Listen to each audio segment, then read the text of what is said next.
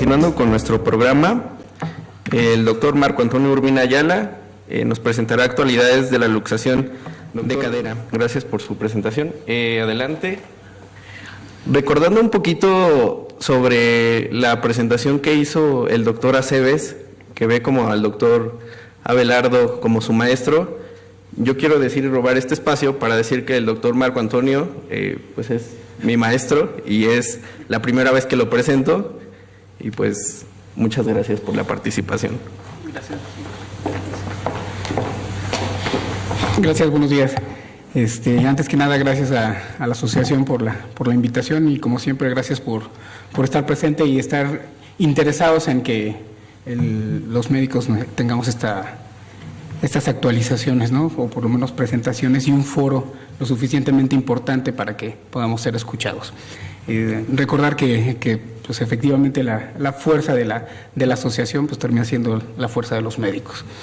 Bueno, después de mi speech político, vamos a hablar un poquito. Me interesó mucho este tema derivado de lo que está sucediendo, de la gran cantidad de niños que vemos en la calle y sobre todo la gran cantidad de personas que tienen daños colaterales o bueno, daños directos, secundarios al no haber habido un diagnóstico en tiempo y en forma sobre la displasia del desarrollo de la cadera, como actualmente se le llama. Antes es luxación congénita de la cadera. Queriéndonos ir un poquito, ir más o menos rápido, no solo por cuestiones de tiempo, sino que podría ser un tema que podríamos hablar durante todo un día sin parar, y debido a las muchas situaciones que ya se presentan con respecto al diagnóstico, al tratamiento, me voy a enfocar únicamente sobre una parte que me pareció muy, muy interesante, misma que no hemos desarrollado ni detonado al 100% dentro del hospital, pero que es una técnica que debe de ayudarnos y que debe de ser de lo menos invasivo para poder hacer un diagnóstico certero y no tenerle miedo a la sospecha. Nosotros como líderes de opinión ante nuestros pacientes, pues siempre vamos a escuchar que alguien nos pregunte sobre cualquiera de los temas que hemos escuchado aquí, pero esto de la luxación congénita de cadera o la displasia del desarrollo de la cadera, pues es un tema que no va a pasar, que cada vez por alguna manera lo vamos a ver más frecuente y que debe estar dentro del pensamiento de todos los médicos, ¿no? Rápidamente, pues bueno, se conoce como un desarrollo anormal de la cabeza femoral y del acetábulo. Esta se presenta del 1.5 al 2 por cada 1000 nacimientos, es decir, la frecuencia es verdaderamente importante y hay que tenerla en mente, sobre todo cuando se hace la revisión del neonato, ¿no? Una de las características es que es mucho de mayor frecuencia del lado derecho y tiene como antecedente los factores de riesgo, pueden ser el oligodramnios. Hay datos de historia familiar, hay una cierta vinculación al respecto, es muchísimo más frecuente en el sexo femenino y se presenta generalmente, o también puede verse en el primer embarazo. Se debe sospechar de esta patología desde el nacimiento. En el mismo momento, muchas veces, aunque el paciente venga en distintos tipos de presentación, pues bueno, ya empezamos a sospechar por la posición que pudiera tener alguno de estos problemas. La evaluación clínica, esta es la base, como lo es la base para muchas de nuestras patologías, es la evaluación clínica. Vamos a ver las maniobras de Barlow y Ortolani, que pese a que estas maniobras ya tienen más de 50 años representadas, pues siguen siendo el punto toral para hacer un adecuado diagnóstico, ¿no? La sospecha está basada también sobre estos movimientos. Y finalmente, la parte que me interesa mucho es lo del ultrasonido. Bueno, el dato clave en estos casos, y es un dato clínico, pues está en la limitación de la abducción de una o ambas caderas, ya que normalmente con las rodillas flexionadas, un recién nacido tranquilo, sin llanto, que ese es luego lo que les preocupa mucho a los médicos, tener al recién nacido sin llanto es todo un reto, ¿no? Permite que ambas rodillas toquen la superficie, aquí se puede ver muy clara. Aquí podemos ver cómo hay una limitación, o bueno, por lo menos es lo que trata de ejemplificar esta imagen, donde ya tenemos la sospecha de que esa no abducción completa está produciendo algún problema, ¿no? En cuanto a la maniobra de Barlow, pues como ya todos la conocen, no la voy a repetir mucho, sin embargo, pues aquí está el dato importante. Cuando tenemos al paciente con la mano exploradora de la rodilla contra el paciente haciendo un poco de presión, se fija la pelvis y se realiza la aducción del muslo con con la ligera presión a nivel de la rodilla que luxa la cadera. Aquí sale la cadera de su lugar. Y en este momento es cuando se escucha el clic, que es que la cadera se ha luxado, lo cual significa que es una cadera inestable. Ojo, las caderas inestables evolucionan hacia la displasia del desarrollo, ¿no? Y la de Ortolani, que aunque pareciera que tiene más o menos el mismo movimiento, pues la flecha lo ejemplifica fácilmente. Es cuando metemos a la cadera hacia el acetábulo y es en el momento donde escuchamos nuevamente ese clic y podemos ver que estuviera luxada, ¿no? Bueno, dentro de los datos clínicos que no sigo insistiendo en que se deben de observar, pues un dato muy importante es la simetría en los pliegues. Hay que poner bien el decúbito ventral al bebé, hay que ver cómo están los pliegues, y una simetría importante es la que nos va a dictar mucho sobre la sospecha. Recordar que hay algunos pliegues que no necesariamente tienen que ser simétricos, tiene que ver mucho con el peso del bebé, con la acumulación de tejido graso. Pero ante una evidencia tan clara como podría verse esta, sobre todo en el hueco popliteo, podemos sospechar sobre esta situación, ¿no? Ya datos tardíos, pues alteraciones en la marcha y la maniobra de pistón son datos verdaderamente ya fuera de lugar, y aquí el tratamiento es otro. No me voy a meter con niños mayores en este momento, ¿no? En cuanto al tratamiento, y me voy al tratamiento para después regresar al diagnóstico y ver cuáles son las situaciones, ¿no? El tratamiento, pues bueno, lo más importante es la detección temprana, un tratamiento más efectivo y no invasivo, que es lo que se busca con estos bebés, ¿no? Sin el tratamiento, ¿qué sucede? Pues bueno, vamos a ver lo que veíamos en la imagen anterior, un acortamiento de la extremidad. Vamos a observar una marcha normal. Aquí me detengo 3 segundos para decir que los niños son verdaderamente impresionantes. Pueden tener una luxación completa, y cosa que ningún adulto toleraría. Los niños pueden jugar hasta fútbol con esas alteraciones, ¿no? Su marcha normal. La presencia ya de una osteoartritis por la lesión crónica de ambos del hueso. Y en mayores de 6 meses, bueno, aquí sin tratamiento, en mayores de 6 meses, pues el arnés de Pavlik. En cuanto a la cirugía, pues es una reducción, una osteotomía, y esto se realiza en la falla del tratamiento o en un diagnóstico tardío. Evidentemente, entre más rápido se sospeche, más rápido se haga un diagnóstico, pues bueno, no tenemos que llegar a este punto. Hay que tenerlo en cuenta, si nosotros sentimos un chasquido en la cadera, más vale tomarle un estudio antes que pasarlo desapercibido. Muchos médicos muchas veces ni siquiera le comentan al familiar que han sentido ese chasquido, y ya cuando a veces se diagnostica es demasiado tarde. Ya pasaron más de 6 meses, ya está el paciente sobre los 8 meses o empieza a deambular al año y se empiezan a notar que hay estas alteraciones, ¿no? En cuanto al diagnóstico, pues tenemos un algoritmo. Vamos en referencia al ultrasonido, a la radiografía, a la tomografía y a la resonancia. En cuanto al ultrasonido, está indicado de los 4 a los 6 meses. En manos expertas sí se puede hacer desde los 2 meses sin mayor problema. Es una técnica, pues evidentemente con mucha accesibilidad, da el diagnóstico inmediatamente, y sobre todo ¿cuál sería una desventaja? Bueno, que ante la cabeza femoral no certificada pudiera haber alguna situación, y que no pudieran ser bien identificadas. Pero hoy por hoy el ultrasonido tiene el diagnóstico inmediatamente y se puede ver muchas cosas.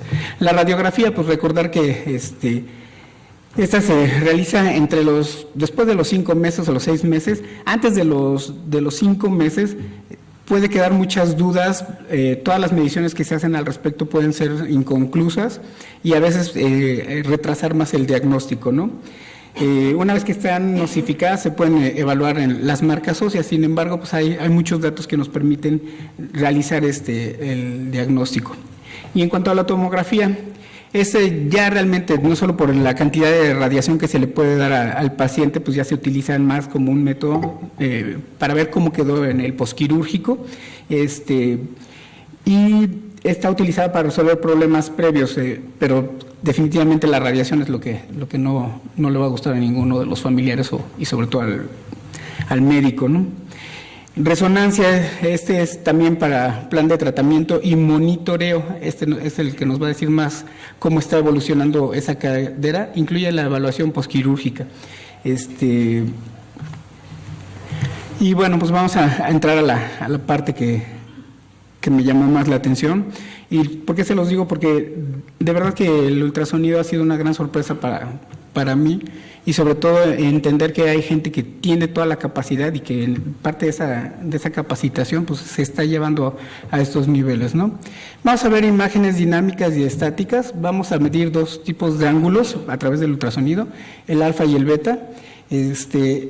En cuanto a se toma la línea recta del ilíaco, ahorita se les voy a mostrar las imágenes, y el máximo diámetro de la cabeza femoral y la yema del labrum acetabular y el cartílago trirradiado. El ángulo alfa, que está entre el ilíaco y el acetábulo, tiene una medición de 60 grados o más, y el beta es un ilíaco del labrum 55 grados o menos. Vamos a ver la cobertura acetabular, que es más del 50%. Y pues bueno, aquí tratando esta es una imagen donde vamos a ver la parte, una presentación longitudinal. Vemos claramente el ilium, aquí están los glúteos, y podemos ver aquí cómo se forma todo el acetábulo y el cartílago que comentábamos. Esta es la parte donde se hace el chasquido que comentábamos al principio al meterlo en el acetábulo. Posteriormente, esta es una toma transversal donde vemos la cabeza femoral todavía como cartílago, nuevamente el isquio y el acetábulo. Nuevamente podemos ver que aquí es donde debe de entrar la cabeza del fémur, y es donde se presentaría el chasquido.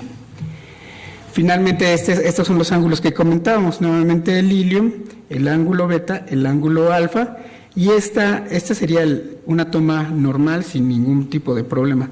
Esta, pues bueno, desde el momento que la vemos podemos ver las alteraciones claramente de cómo las estructuras se desplazan por la presencia no solo de las contracturas ligamentarias, sino también del acúmulo de grasa, y puede desplazar esta imagen.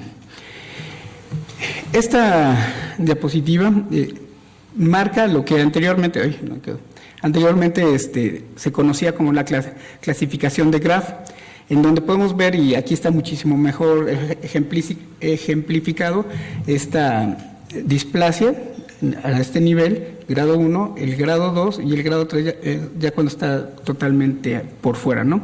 Sin embargo, el ultrasonido nos ha permitido llevar más rápidamente los diagnósticos, y actualmente, no me voy a meter en muchos datos, pero actualmente tenemos el tipo 1, que era como lo veíamos, donde realmente el ángulo está mayor de 60, el ángulo alfa, tal como lo habíamos comentado, y el beta es menor a los 55, como debe ser. Estos datos nos permiten tener un tratamiento más conservador con el paciente y únicamente estarlo viendo. Y en cuanto a los tipos, el tipo 2, pues ya lo dividimos en estas cuatro subtipos, ¿no? Y esto tiene que ver con la inmadurez anatómica, con la presencia de osificación del mismo acetábulo, y bueno, principalmente esos dos datos de la madurez y de la osificación. También debemos de tener en cuenta a los ligamentos y qué tan laxos pueden llegar a ser, ¿no? Ese también nos indicaría sobre otro diagnóstico. El tipo 3, que cuando está la cabeza femoral dislocada, cerca del acetábulo, ¿no? Aquí podemos ver que el ángulo es menor, alfa es menor de 43 grados, y el tipo 4, la dislocación femoral, como lo habíamos visto en las imágenes previas, donde ya prácticamente el tratamiento pinta totalmente quirúrgico. Ya del tipo 3 y el 4 son prácticamente quirúrgicos, ¿no? Y en cuanto a las radiografías, nada más rápidamente lo que les decía, el ultrasonido, en ese mismo momento se pueden hacer congelamientos de imagen, se pueden hacer las mediciones claras de los ángulos, e inclusive hasta medir la misma vascularidad. Y esto lo relaciono con el hecho de que el paciente se presenta en el consultorio, se denota un chasquido, inmediatamente baja el ultrasonido y podemos tener el diagnóstico en ese momento y darle una mejor calidad de vida al paciente. Y en cuanto a las radiografías, bueno, pues sabemos que se toma una radiografía P en posición neutral. Muchas veces el médico manda la radiografía con la intención de tener tiempo para pensar en su cabeza si lo que escuchó estuvo bien o mal. A veces nosotros nos engañamos a nosotros mismos y decimos, no sé qué voy a hacer, o me voy a ir a estudiar, o voy a ir a las jornadas, o voy a ir al doctor Urbina a ver qué dice al respecto. Pero creo que es un método que sigue siendo de mucho valor, que sigue siendo muy bueno, pero ya tenemos el ultrasonido. El mismo radiólogo en ese momento nos puede hablar y decir, doctor, pues tiene un graf tipo 2B, y ya con eso podemos establecer. Y aparte, pues bueno, estamos dando mejores oportunidades al paciente, ¿no? Finalmente, bueno, evaluar la morfología cerebromuscular, la osificación de la cabeza femoral, la posición de la cabeza femoral en relación con el acetábulo. Recordar que todas estas mediciones, pese a que las puede realizar un radiólogo, un imagenólogo con toda la capacidad, siempre es el ortopedista pediátrico el que va a tener la mejor opinión. Pero pues aquí está sucediendo lo que les digo, ¿no? En lo que van a tomar la radiografía, en lo que van a la interconsulta, en lo que ve el doctor, pues ya se nos pasaron 3, 4 semanas valiosas en el diagnóstico rápido del paciente, ¿no? Y pues rápidamente, pues bueno, vemos en la radiografía, pues vamos a ver las líneas que se toman, la línea de Hill-Hanger y los ángulos acetabulares. Esta es muy clara en la parte donde se abre el ángulo, donde está dislocada de la cabeza del fémur, etcétera, ¿no? No me voy a meter tampoco mucho con estas mediciones netamente ortopédicas, y son estas mismas que nada más son la definición.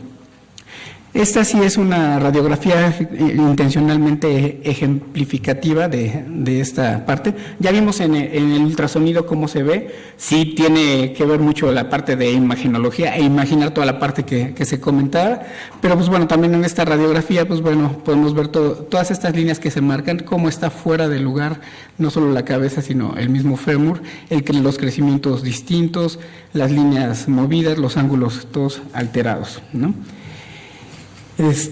Nuevamente aquí, con solo trazar 2 líneas podemos ver cuál es cómo se ve fácilmente dislocada la cadera, ¿no? Y esta es una toma de la misma paciente con 6 meses de diferencia, donde pasa lo que comentábamos, ¿no? El doctor dijo, no, pues lo vamos a checar el próximo mes, y sentía el chasquido. No, el próximo mes lo volvemos a checar, y pues ya una vez tomada un segundo estudio radiológico, podemos ver claramente cómo ya está, no solo la cabeza femoral de menor tamaño, sino ya la dislocación muy clara en esta radiografía, ¿no? ¿Qué concluimos con esto? ¿Cuál es la intención, no? Pues que la detención temprana, el pediatra o el neonatólogo, debe estar en la cabeza para poder diagnosticarla, ¿no? Que el estudio de imagen es un estudio accesible, económico e inmediato, y aquí me estoy refiriendo sobre todo al ultrasonido. Es importante hacer una historia clínica y perinatal encaminada a la sospecha. No hablamos de las partes congénitas que se habían comentado y de algunas cuestiones familiares donde también aumenta esta situación, ¿no? Y tener en cuenta que el ultrasonido hace un diagnóstico más certero. Hoy por hoy pues ya sería lo adecuado cambiarlo. Y encaminar el tratamiento hacia lo que realmente se requiere con un diagnóstico de certeza. Pues bueno, le agradezco mucho y gracias.